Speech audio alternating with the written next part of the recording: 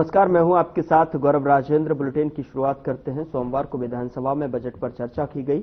इस दौरान विधायकों ने अपने अपने क्षेत्र के मुद्दे सदन में रखे और सदन में सिंथेटिक नशे का मुद्दा भी खूब गूंजा। तो वहीं सदन की कार्यवाही को कल तक के लिए स्थगित कर दिया गया।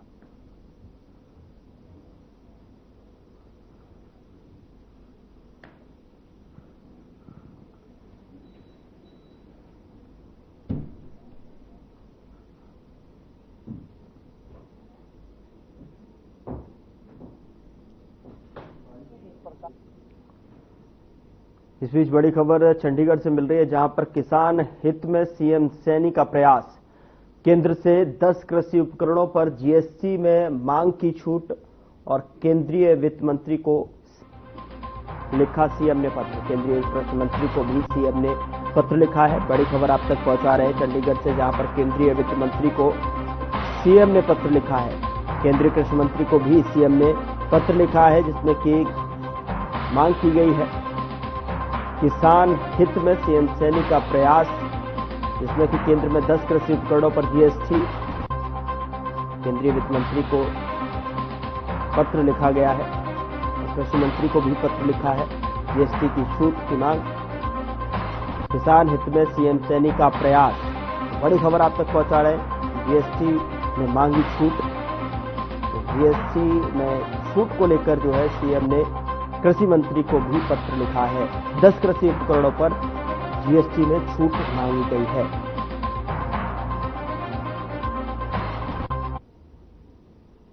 औरंगजेब को लेकर नागपुर में हुए विवाद पर हरियाणा के कैबिनेट मंत्री अनिल विज का बयान सामने आया है।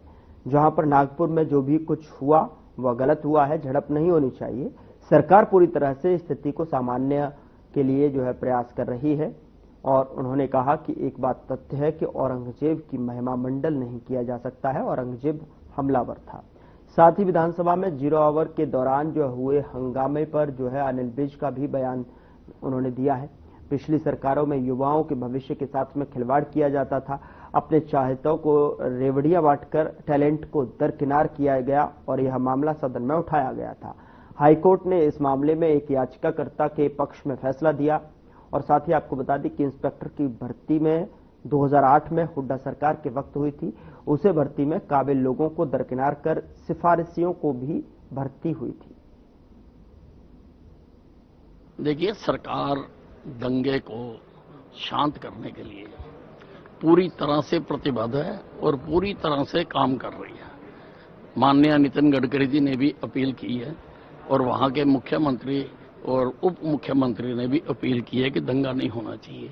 लेकिन एक चीज तो स्पष्ट है ना कि औरंगजेब का इस देश में महिमा मंडन नहीं किया जा सकता। औरंगजेब एक आक्रांता था। मुगल हिंदुस्तान को लूटने के लिए आए थे और उन्होंने कई साल तक कत्लेआम किया।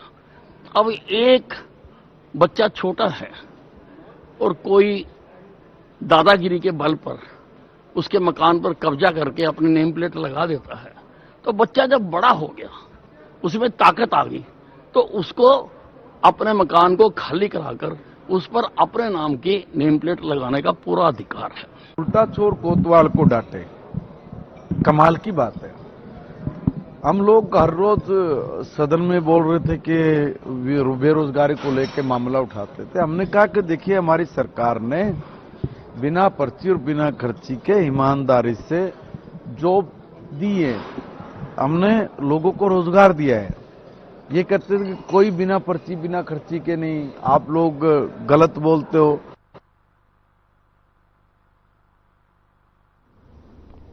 पूर्व मंत्री एवं बीजेपी विधायक ओपी यादव ने 2008 के एक मामले में हाईकोर्ट की तरफ से आया फैसले की जानकारी सदन में रखी है। टॉपर को नौकरी न देकर किसी और को कांग्रेस के समय में जो है दी गई। सदन में कांग्रेस के विधायकों ने विरोध किया है और आपको बता दें कि मुख्यमंत्री ने कहा कि हाईकोर्ट का जो फैसला आया है वो हरियाणा के युवाओं के भविष्य से जुड़ा मामला है। इस चुनाव में भी कहा गया कि 50 वोट दें, एक नौकरी देंगे। लाइन की लंबाई फिरने से मेंबर साहिबा ने ठीक कहा है कि ये किराए की बिल्डिंग में चल रही है। प्रदेश में लगभग 50 ऐसी ईएसआई डिस्पेंसरीज हैं जो रेंटेड बिल्डिंग्स में चल रही हैं, और हम इन सब को अपने अस्पताल बनाकर हम कंस्ट्रक्शन करना चाहते हैं।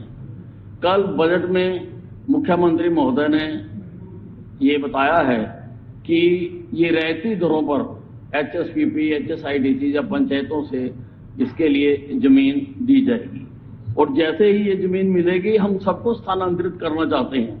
जहां तक बहन जी ने पूछा है, तो इसके लिए ये जो किराए के में आपकी डिस्पेंसरी चल रही है, HSPP में 1.23 एकड़ की 58 सेक्टर में जगह आइडेंटिफाई कर ली गई और उसको अपने लेने के लिए प्रस्ताव बनाकर केंद्रीय सरकार को भेजा गया है। इसके अतिरिक्त वहां पर डिमांड को देखते हुए, जैसे मेंबर साहिबा ने कहा है, तो केंद्र सरकार ने 150 बेड का अस्पताल कस्बा हसनपुर थाना अंतर्गत क्षेत्र के गांव शेखसाई में भगवान लक्ष्मी नारायण के मंदिर पर गांव बांसवा के कुछ लोगों ने ट्रस्ट बनाकर कब्जा कर दान पात्र के अलावा अलग अलग स्थानों पर ताला लगा दिया है। घटना के बाद मंदिर की सेवारत गोस्वामी समुदाय के लोगों ने जिला प्रशासन से मामले में हस्तक्षेप करने की गुहार लगाई है। जिला प्रशासन ने मामले में संज्ञान लेते हुए एसडीएम बेलिना लोहान और डीएसपी कुलदीप सिंह और थाना हसनपुर प्रभारी मलखान सिंह भारी पुलिस बल दल के साथ में मौके पर पहुंचे, लेकिन तब तक मंदिर पर कब्जा करने वाले लोग फरार हो गए। पुलिस ने मामले में मंदिर सेवारत गोस्वामी की शिकायत पर केस दर्ज कर मंदिर पर लगे बोर्डों को हटवा दिया। दरअसल गांव बासवा की पंचायत में अंतर्गत गांव शेखसाई में स्थित भगवान लक्ष्मी नारायण के मंदिर पर वर्षों से गांव निवासी गोस्वामी समाज पूजा पाठ करते चले आ रहे हैं और एक सप्ताह गांव बासवा के कुछ लोगों ने फर्जी ट्रस्ट बनाकर मंदिर पर कब्जा कर लिया। इसके बाद पुलिस ने मामले दर्ज कर जांच शुरू कर दी।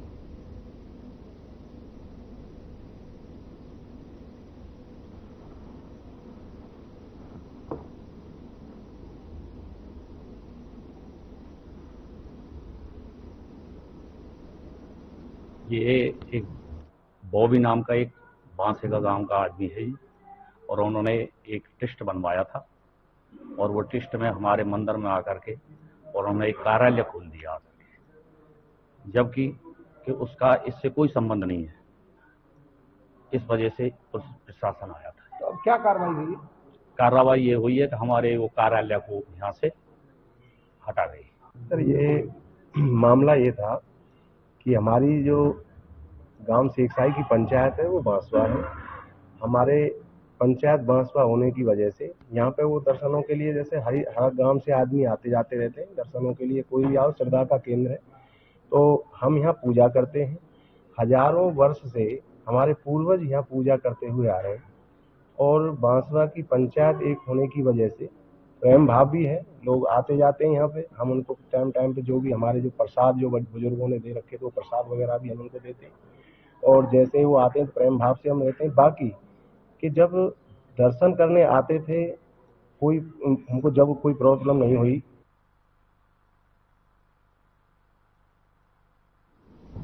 उधर मोहाली के मटोर गांव से एक चौंकाने वाली खबर सामने आई है। दरअसल आपको बता दें कि जहां गंदगी के बीच में बनाए जा रहे मोमोज में चिकन के नाम पर कुत्ते और बिल्ली का मांस परोसे जाने का सनसनीखेज मामला सामने आया है। इस घटना की वीडियो वायरल होने के बाद प्रशासन हरकत में आया, लेकिन स्वास्थ्य विभाग की लापरवाही पर कई सवाल खड़े हो गए हैं। स्वास्थ्य विभाग के अधिकारी मौके पर पहुंचे जरूर, लेकिन खाना पूर्ति कर वापस लौट गए। न तो केवल वहां से कोई सैंपल लिए गए और न ही गंदगी में पड़ा सामान सील या नष्ट किया गया। इस मामले के उजागर होने के बाद नगर निगम ने इलाके में बड़ी कार्रवाई की और चिकन की दुकानों पर छापेमारी की। जांच के दौरान करीब 50 किलो खराब चिकन जब्त कर नष्ट कर दिया गया। एमसी इंस्पेक्टर जोरावर सिंह हमने इलाके में व्यापक चेकिंग अभियान चलाया और संदिग्ध मांस को नष्ट कर दिया है। आगे भी ऐसी कार्रवाई जारी रही। ਅਸੀਂ ਕੱਲ ਹੀ ਸਾਨੂੰ ਫੋਨ ਆਇਆ ਸੀਗਾ, ਇੱਕ ਇੱਥੇ ਮੋਮੋਜ਼ ਤੇ ਸਪਰਿੰਗ ਰੋਲ ਵਾਲੀ ਕੋਈ ਫੈਕਟਰੀ ਸੀਗੀ, ਉਹ ਨਾਲ ਸਾਡੇ ਹੈਲਥ ਵਾਲੇ ਸੀਗੇ, ਸਿਵਲ ਹਸਪੀਟਲ ਵਾਲੇ, ਆਪਣੇ ਰਾਜਵੀਰ ਕੌਰ, ਡਾਕਟਰ FSO ਰਾਜਵੀਰ ਕੌਰ ਤੇ ਨਾਲ ਉਹਨਾਂ ਦੀ ਟੀਮ ਸੀਗੀ। ਤੇ ਉਹ ਉੱਥੇ ਅਸੀਂ ਦੇਖਿਆ ਕਿ ਕਾਫੀ ਮਤਲਬ ਕਿ ਜਿਹੜਾ ਵੈਜੀਟੇਬਲ ਗੋਭੀ ਯੂਜ਼ ਕੀਤੀ ਜਾ ਰਹੀ ਹੈ, ਬੰਦ ਗੋਭੀ, ਅਤੇ ਨਾਲ ਹੀ ਜਿਹੜੇ ਉਹਦੇ ਮੋਮੋਸ ਜਿਹੜੇ ਬਣੇ ਹੋਏ ਸੀਗੇ ਉਹ ਬੜੀ ਬਦਬੂ ਆ ਰਹੀ ਸੀਗੀ। ਤੇ ਉਹ ਮੌਕੇ ਦੇ ਉੱਤੇ ਉਹਨੂੰ ਅਸੀਂ ਨੇ ਜਦੋਂ ਦੇਖਿਆ ਤੇ ਇਹਨਾਂ ਨੇ ਕਿਹਾ ਤੇ ਅਸੀਂ ਉਹਦੇ ਆਪਣੀ ਟੀਮ ਬੁਲਾ ਕੇ ਸੈਂਟਰੀ ਬ੍ਰਾਂਚ ਵਾਲੀ ਤੇ ਉਹਨੂੰ ਅਸੀਂ ਨੇ ਚੱਕ ਕੇ ਡਿਸਟਰੋਏ ਕੀਤਾ, ਉਹਨੂੰ ਡਿਸਕਾਰਡ ਕਰ ਦਿੱਤਾ ਗਿਆ। ਤੇ ਉਸ ਤੋਂ ਬਾਅਦ ਅੱਜ ਫੇਰ ਟੀਮ ਆਈ, ਅੱਜ ਇਹਨਾਂ ਨੇ ਚਿਕਨ ਦੀਆਂ ਦੁਕਾਨਾਂ ਚੈੱਕ ਕੀਤੀਆਂ।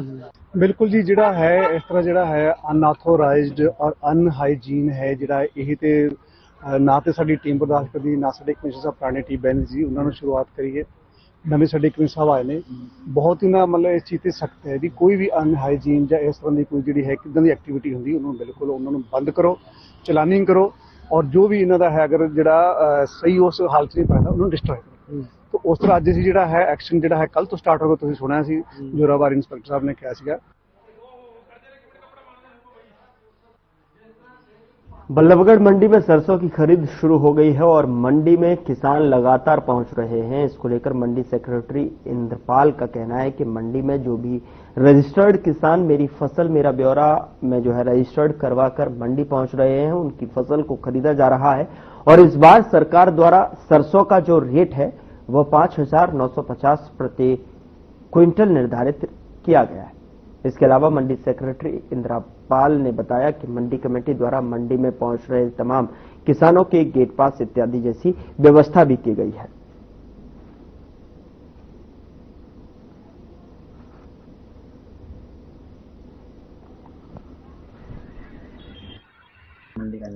देखिए, अभी तक जो हमारे पास सरकारी खरीद आज से स्टार्ट हो चुकी है। अभी 2 दिन मौसम भी खराब था, वैसे जो 15 तारीख से खरीद स्टार्ट हो गई थी सरकारी, और जो कुछ किसान अपनी सरसों लेके आए तो आज एजेंसी भी आ गई तो उनका खरीद करवाएंगे। इसकी मंडी की ओर से क्या कुछ वो देखी गई है कि जो किसान आएंगे उनके लिए क्या कुछ सुविधाएं हैं वो की गई हैं? देखिए, जैसे कि मंडी में कोई भी किसान हर बार आता है तो हम पहले उसे बेसिक फैसिलिटीज देते हैं। जैसे सबसे पहले हमने गेट पास वगैरह जनरेट करने के लिए किसानों के लिए गेट पास काटने के लिए गेट पे ही निर्धारित कर रखा है, तथा इसके अलावा जैसे किसी किसान को पानी आने के लिए हमने एक उनकी समस्याओं के लिए केंद्र भी गेट पे बना रखा है। आज नारनौद की नई सब्जी मंडी के प्रांगण में कस्बा नारनौद और आसपास के ग्रामीणों द्वारा नशे के खिलाफ एक महापंचायत का आयोजन किया गया, जिसमें नारनौद नगरपालिका के नवनिर्वाचित सभी पार्षद और चेयरमैन और गांव भेड़ी अमीरपुर के सरपंच, गांव बुढ़ाना के सरपंच और अन्य गणमान्य व्यक्तियों ने इस महापंचायत में भाग लिया और नशे के खिलाफ एक विशेष अभियान चलाने का संकल्प भी लिया गया है। इस मौके पर एक 17 सदस्यीय कमेटी का गठन भी किया गया।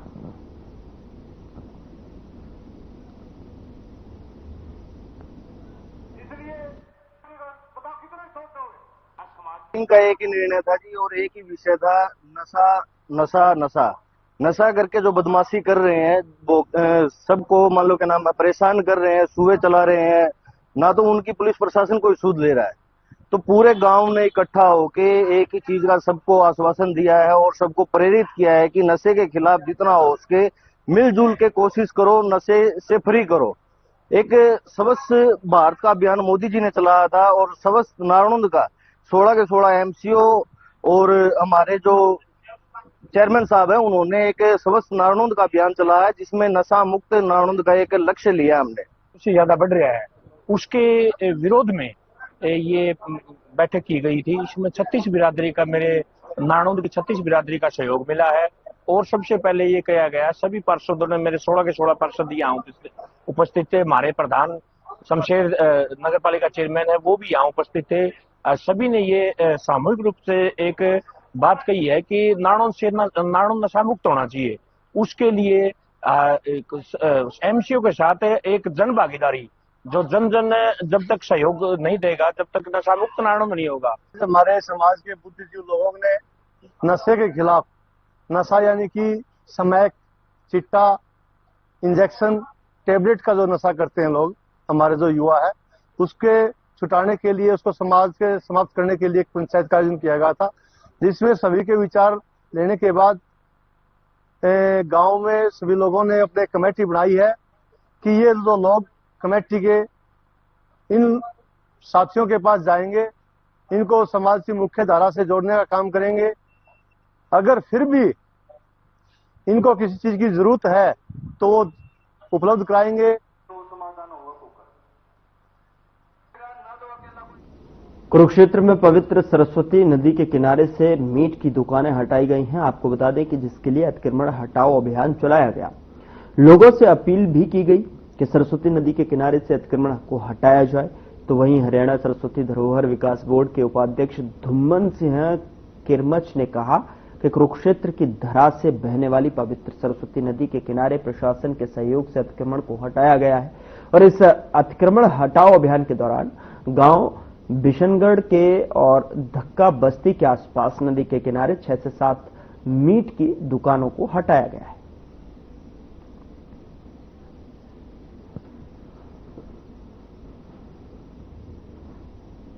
अवैध खोखे जो हैं गलत तरीके से सरस्वती के किनारे शहर में रखे हुए हैं। मैं पहले भी निवेदन सबसे हाथ जोड़ के किया है कि आप इनको गंदगी ना फैलाएं। सरस्वती में हमारा प्रोजेक्ट अब बड़ा चल गया सफाई का, तो आज बहुत सारे ऐसे हमने हटाए हैं। तो मेरा आप सबसे माध्यम से निवेदन है कि आप कृपया सरस्वती में गंदगी ना डालें और जितने इस तरह की इलीगल एक्टिविटी सरस्वती के किनारे हैं उनको आप बंद करें, हमारा सहयोग करें। हम सरस्वती के लिए, शहर के लिए बहुत अच्छा काम करना चाह रहे हैं। जय माता दी। केंद्र सरकार और किसानों के बीच होने वाली 19 मार्च को मीटिंग के समय में बदलाव हुआ है। आपको बता दें कि शाम 5 बजे की बजाय 19 मार्च सुबह 11 बजे और चंडीगढ़ सेक्टर 26 के महात्मा गांधी स्टेट इंस्टीट्यूट में मीटिंग होगी।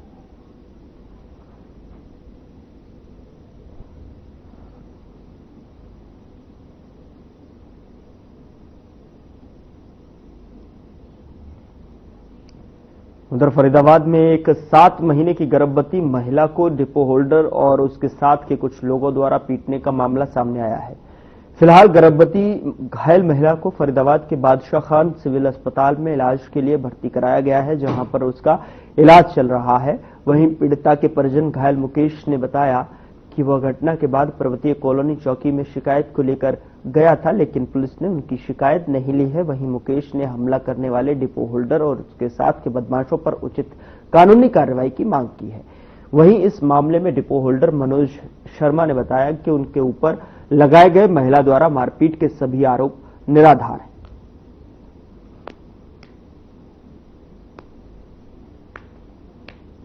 हम राशन लेने गए थे, डिपो वाले ने धक्का मुक्की करी और मेरे पेट में लात मारी और छीना झपटी, मेरे नाखून भी लगे गले। हमने उससे ये बोला था भैया इतने राशन कम क्यों दे रहा है।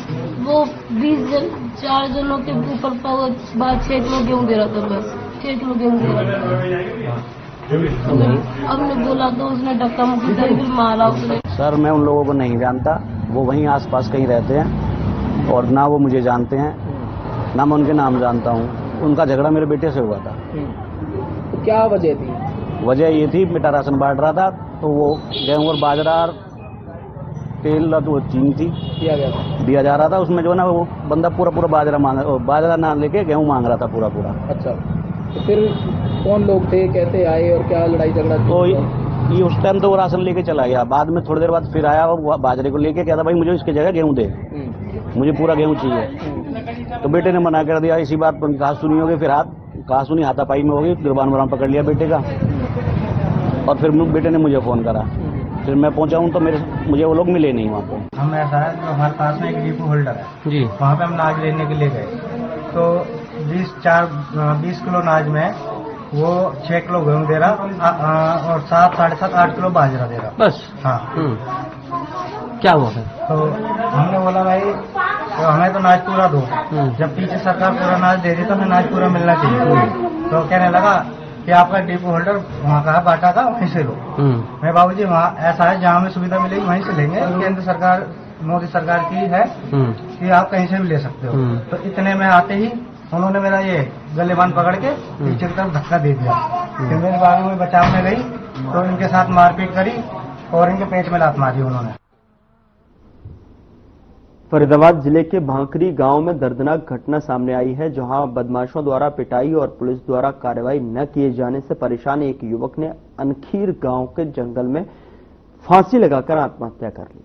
फिलहाल मृतक के शव का पोस्टमार्टम करा शव परिजनों को सौंप दिया गया है और पुलिस आगे की कार्यवाही में जुट गई है। दरअसल आपको बता दें कि पुलिस ने घायल रिंकू और सुरेश उर्फ टिंकू को बादशाह खान सिविल अस्पताल ले गई, जहां पुलिस उनके बयान दर्ज कर रही थी। तभी करीब 15 बदमाश वहां पहुंच गए। बदमाशों ने पुलिस की मौजूदगी में ही रिंकू और सुरेश पर हमला कर दिया। दोनों को गंभीर रूप से घायल कर बदमाश भाग गए। हालांकि अस्पताल में तैनात पुलिस कर्मियों ने एक आरोपी सचिन को पकड़ लिया।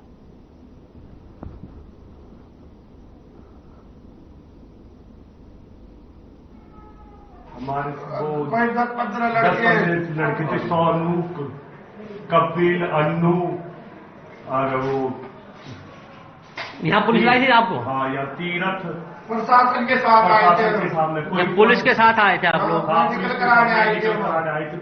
कोई 20 लड़के थे जिन्होंने हमारे साथ एकदम और फिर यहाँ के मारपीट करती है? हाँ, मारपीट कर पुलिस के सामने? पुलिस आपको वहां से बचा के लाई थी? बचा के लाई थी। यहाँ भी हमला कर दिया? यहाँ पर हमला कर दिया। ये कल शाम का मामला है। हमारी पाली चौकी जो डबुआ थाने का क्षेत्र है, वहाँ पे राकेश उर्फ रिंकू का झगड़ा मैटर आया था। जो जैसे चौकी इंचार्ज सूचना मिली, उसने 4 आदमियों के खिलाफ झगड़ा मुकदमा दर्ज कर लिया था। जब वो इलाज के लिए बीके हॉस्पिटल, बादशाह खान हॉस्पिटल आए हैं, तो झगड़े करने वाले पक्ष ने दोबारा उनसे लड़ाई की वहां पर, और इस बात से क्षुब्ध होकर उसने रात को अपनी जीवन लीला समाप्त कर ली। अपना झील, जो बड़खल झील है, उससे राइट में जाके वृक्ष है, वहां पे उसने फांसी खा ली थी। तो उसने अपना वीडियो में कुछ नाम लिए हैं, तो एक बार उनकी सबकी जांच की जाएगी। और मुख्य तौर पे जो 3-4 आदमी हैं, वो हमने काबू कर लिए समय रहते। पोस्टमार्टम करवा के डेड बॉडी वारिसान के हवाले कर दी गई थी। दाह संस्कार हो चुका है। कैथल शहर में अवैध निर्माण करने वालों के हौसले इतने बुलंद हैं कि नगर परिषद कैथल के बार बार नोटिस देने को बावजूद भी पुराने बस स्टैंड के पास में एसबीआई रोड पर 4 मंजिला इमारत का निर्माण कर लिया। निर्माण होता देख EO Deepak Kumar action mode में नजर आए। नगर परिषद टीम और पुलिस बल के साथ में 4 मंजिला इमारत को सील कर दिया गया।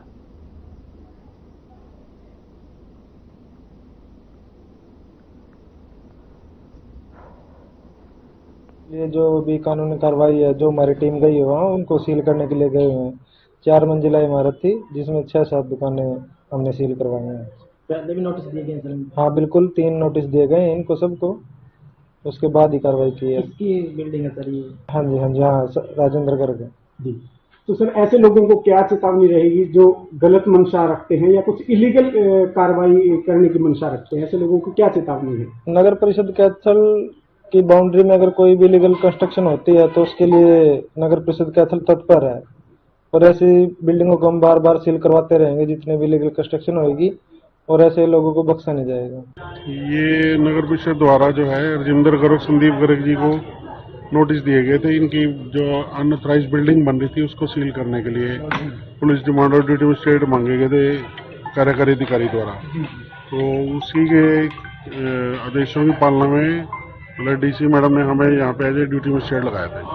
किस जगह पे सर ये दुकान? ये पुराना बस स्टैंड कैथल के पास। तो लॉ एंड ऑर्डर मेंटेन है? कोई किसी प्रकार का तनाव तो नहीं? नहीं, कोई ऐसे नहीं। आपको सामने चल रही है सीलिंग, कोई ऐसी कोई दिक्कत वाली बात नहीं है। तो कितनी दुकानों का मामला था सर ये? 5 दुकानें और एक बिल्डिंग है 3 मंजिला।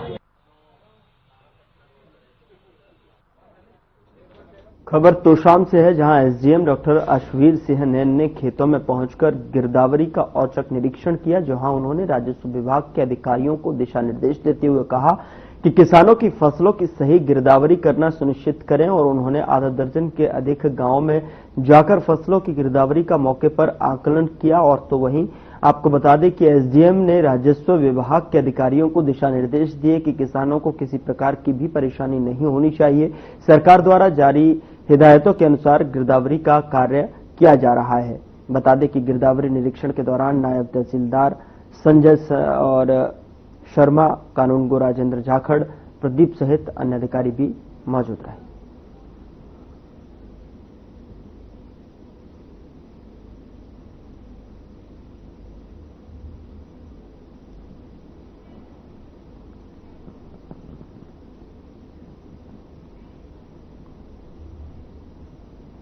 तो अधिकारियों को दिशा निर्देश यहां पर दिए गए हैं। गिरदावरी को लेकर जो है यहां निरीक्षण किया गया और आधा दर्जन से अधिक गांवों में जो है निरीक्षण किया गया है। और साथ ही साथ ये सुनिश्चित किया जाए कि किसानों को किसी भी प्रकार की कोई भी समस्या यहाँ पर ना हो, इसको देखते हुए, इसको ध्यान में रखते हुए जो है ये दिशा निर्देश यहाँ पर दिए गए हैं। फिलहाल बुलेटिन में इतना ही। नमस्कार।